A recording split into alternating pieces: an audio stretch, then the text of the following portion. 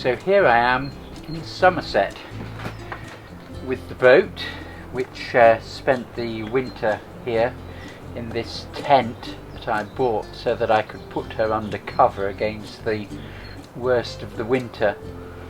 We were meant to be back in France now, me and the boat, but we've got rather trapped here by the current pestilence which is sweeping across Europe and has affected even us, as I'm sure it has affected you too.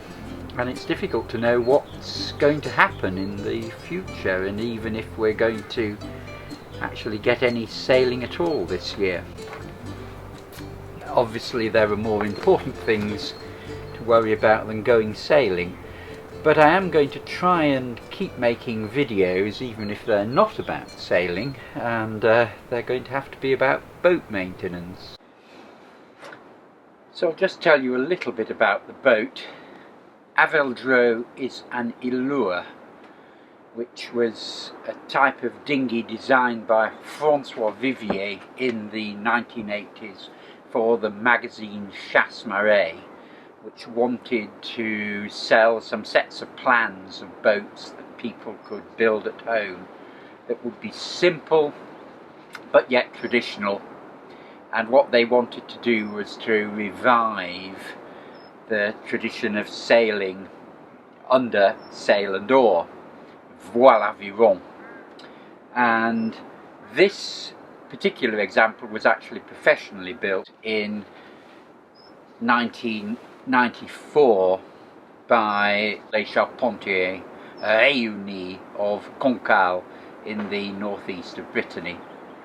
She's 15 foot long, 4.5 meters long. She weighs about 200 kilograms, 250 kilograms light, and about 400 when she's got all the gear on board. She's very, very traditional. The rig is pretty well exactly how a small canot, as they're called, or canot in Brittany, would have been rigged back in the day. And she's really very, very simple. Boats like this would have been used for inshore fishing on the coast of Brittany until after the Second World War, and she has, for that reason, very much a fishing boat rig. She's made of clinker plywood, so she's actually glued together, and that makes her work very well for trailer sailing. And she does actually have a centreboard, so there is in the middle of the hull, there's a couple of ropes to operate a centreboard. A rig is a large boomless lug sail, and lug sails need lots of luff tension, so for that reason, running along one side there is a big tackle which is the tack down haul. It allows me to adjust the tension of the tack while I'm sailing along. It's brought right back close to my left hand here. It starts here and runs all the way up to the bow behind me. It's a 4-part purchase. Unnecessarily large blocks, but they were the blocks I had at the time, so I put them on here, and here they've stayed. You need lots of luff tension when sailing into the wind and in strong winds, and much less luff tension when off the wind or in light winds. And so that's, you play the sheet and you play the tack down haul on a lugger. This is the other end of the tack down haul. It runs through a block forward of the mast. So I thought I'd just show you this. I've just bought 2 of these breathtakingly expensive bags from Watershed, an American company, and I have one here in the boat. I had a couple of smaller ones of these already just to try them out, and the great thing about these is they are completely waterproof, unlike other roll top bags which do let some water in. And the way they work is with this ziplock closure, which is sort of open like this. There's a trick to them, and inside here I have a mattress and a sleeping bag I've just stuffed in to show you how it works. And the idea of these, they're so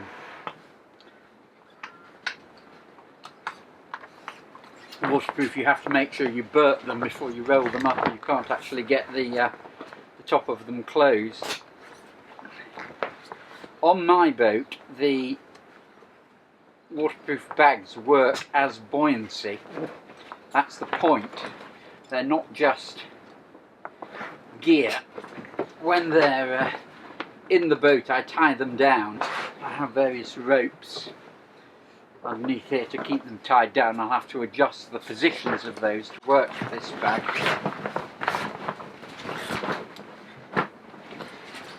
And that, when tied in, will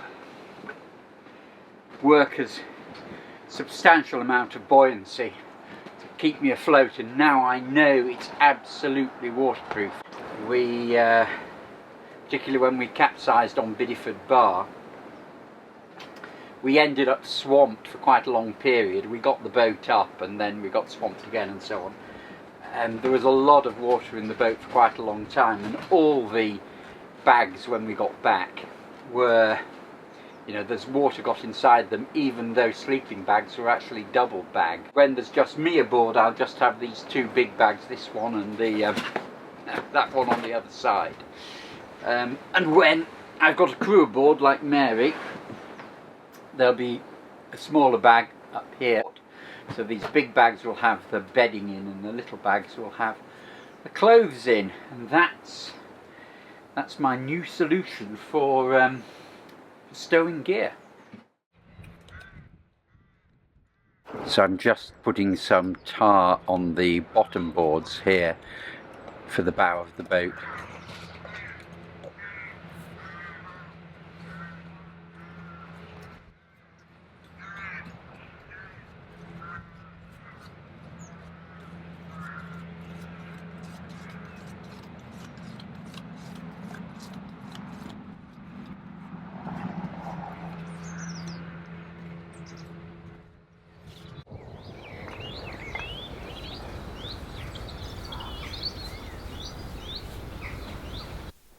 People have also asked about what the ropes are on my tiller.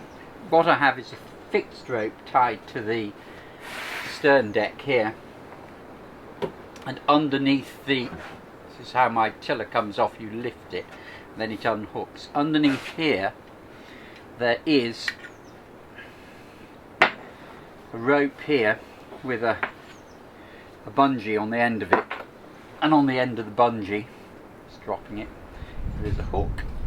I hope you can see. And this is adjustable in length. There's another little cleat here. So I put it back. What one does is take this rope, tuck it through this little loop, hook it onto the hook, and you can steer normally. It puts a little bit of tension on, but not very much. But if you ever want to leave the helm, yank on that, and that keeps it fairly rigid. It won't completely overcome a huge gust that heels the boat over. In that situation, the boat will turn up into the wind, but that's actually a safety feature. You don't want the helm so rigid that the boat won't luff up in a gust. What you want to do is to be able to know that you can leave the helm and go and deal with something up at the other end. It's really good, this, just to not be absolutely tied to the tiller all the time when you're sailing on your own. It is called the Huntingford Helm Impeder. Huntingford Helm Impeder, after John Huntingford, who invented it many years ago for the Dinghy Cruising Association. And in the Dinghy Cruising Association, almost all of us use this.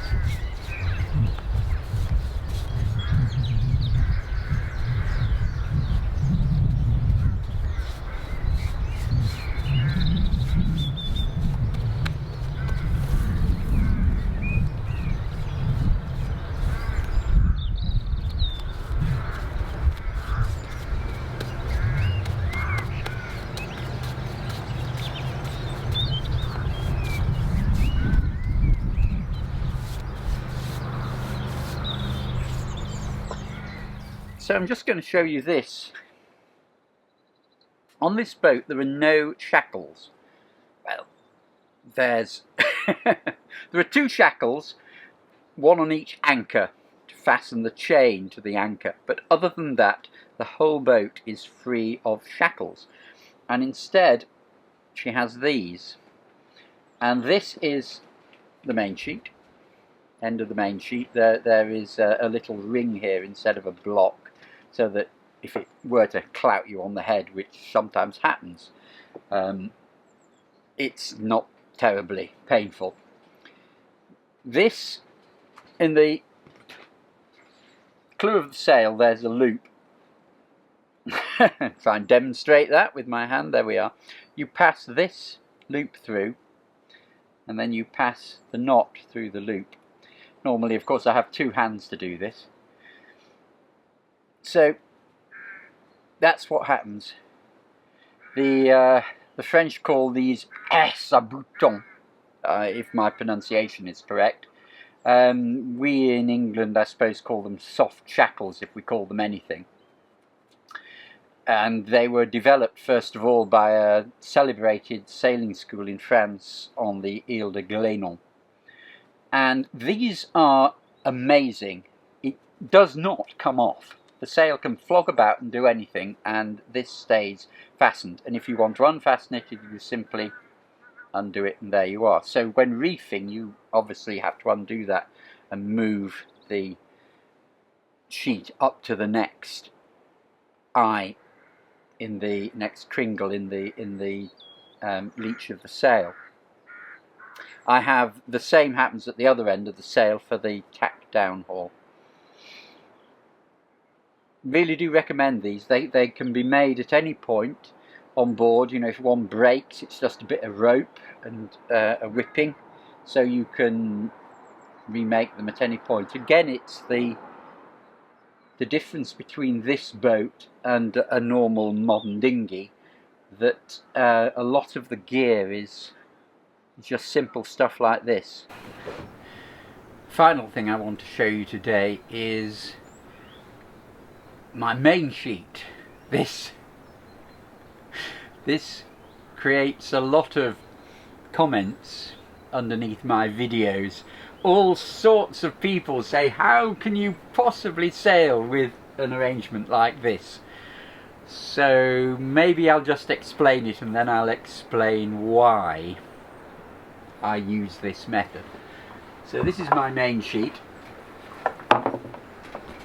and I'll just disentangle it.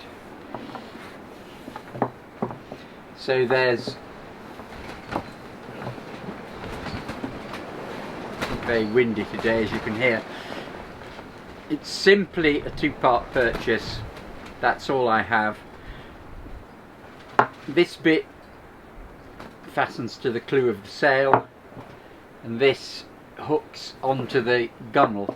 This is the bit I hold. So there is a hook on each quarter. One tack, I have it there, and when I'm on the other tack, I have to pass it on to the other side.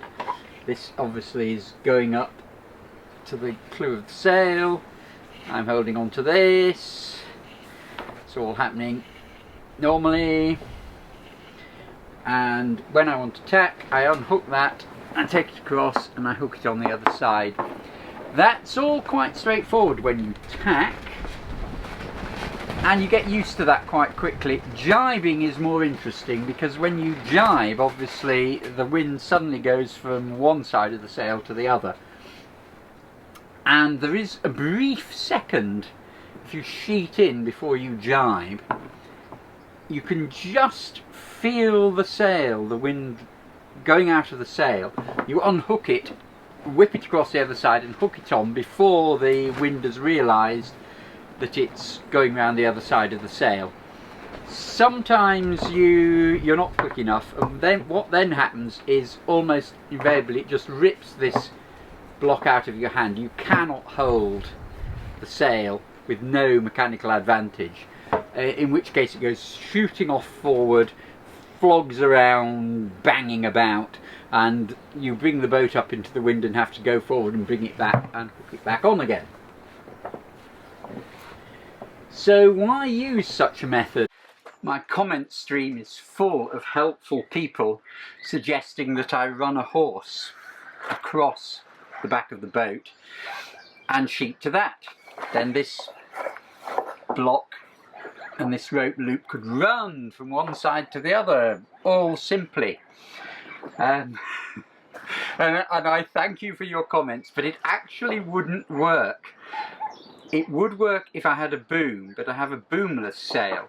And with a boomless sail, what would happen with this rope running across here is the sheet would gravitate somewhere towards the middle, somewhere towards there. And when I sheeted in and spit on the back of the sail, it would pull the leech of the sail to windward, utterly ruining windward performance. This is the way you have to do it if you have a boomless sail. And if you look at old fishing boats, you'll find that this is how they always work. They very often wouldn't have a purchase at all. They'd just bring the sheet down and hook it round, because people were strong in those days. And yes, and the hooking and unhooking method is very traditional. I could have a metal horse running across. That would solve the problem. It would solve that problem. The trouble with the metal horse is that my method of putting the tiller on goes on like that. Well, that would hit it before it unhooks, because you've got to lift it to unhook it. And the other thing is that my rudder isn't a lifting rudder. It actually bounces up. It slides up on very long pintles in shallow water and eventually jumps off. And when it jumps off, it can't float away because there's a rope here attached to it to stop it floating off. And that's all really dead simple and strong and robust. But it does mean I can't have a metal horse. I could change all this. I could have a lifting rudder and all sorts of ropes to haul it up and ropes to haul it down and all that sort of thing. But I rather like the strength and simplicity of this way of working. The boat is very simple technically, but it requires a degree of skill to sail. So you have to learn how to sail it. And that's how a lot of traditional things were. They weren't terribly complicated technologically, but you had to learn how to use them. And this boat works like that. There are arguments, obviously, for the normal way that the modern world works, where we have very complicated technology that's very easy to use. In the past, lots of things were very simple technologically, but they required a lot of skill to use, and this is what this boat is like. I rather like that. I like the way that it isn't simple to jibe and you have to learn how to sail her. And I like the robustness and the simplicity. Obviously I live in the modern world, I have computers, I have this camera, I have all sorts of clever bits of technology, but when I go sailing, I like to drop into another world, a world before all that sort of technology. And it is quite interesting when we look at what's happening in the current crisis, the current pandemic, pestilence that is spreading across Europe. We are fighting it in exactly the same way that people fought pestilence in Victorian times, cholera and typhoid, that people fought the Black Death by isolation and by cleanliness and by ventilation. Those were the only techniques that people had in the past, and because this current pestilence, there is no drug to fight it at the moment, we are back to that. We are back to having to keep clean, and I think that's it's very good for us in a way. If there is going to be a benefit out of this, it will be that we have relearnt that there are simple things that we can do to live in this world, and that the technological complexity of modern life had meant that we had forgotten, and relearning those skills. And they're not just the skills of cleanliness and ventilation, they're also actually looking after each other and thinking about each other's well-being. And I hope that perhaps at the end of this we will live in a world that is kinder and more generous and less selfish. That's what I hope.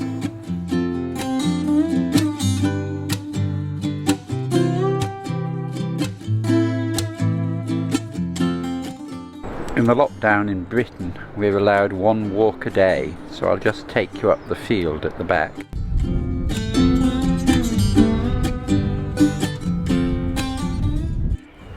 These 2 trees here are perhaps 1,000 years old, if you look at the size of the trunk.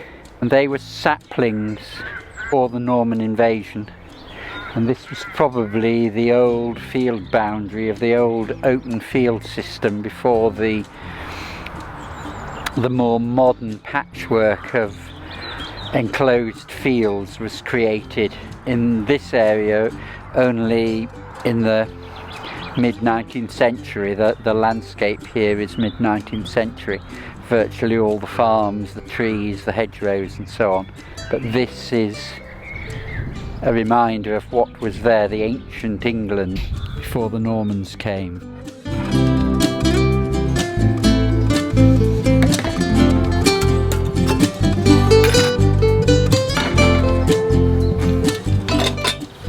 You've all seen the galley box before in various of the videos in the boat.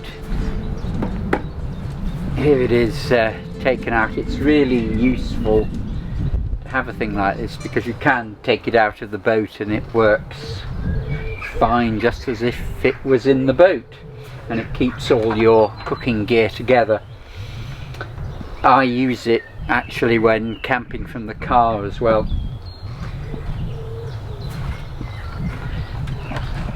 It's designed so that you can cook when afloat. That's why the cooker is right down the bottom of it.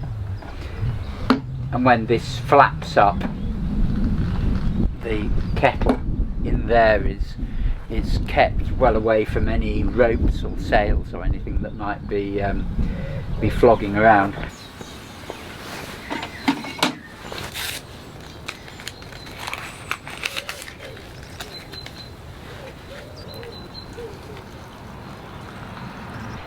I think one of the things that a sudden change like this causes is that you rethink what's important in your life and what's less important, and the most important thing is staying healthy and not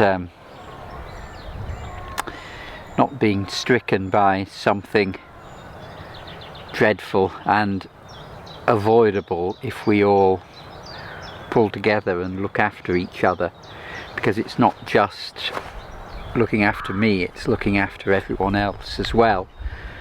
And I think we're perhaps relearning that. I would like to think that humanity will come out of this feeling much more responsive to the needs of others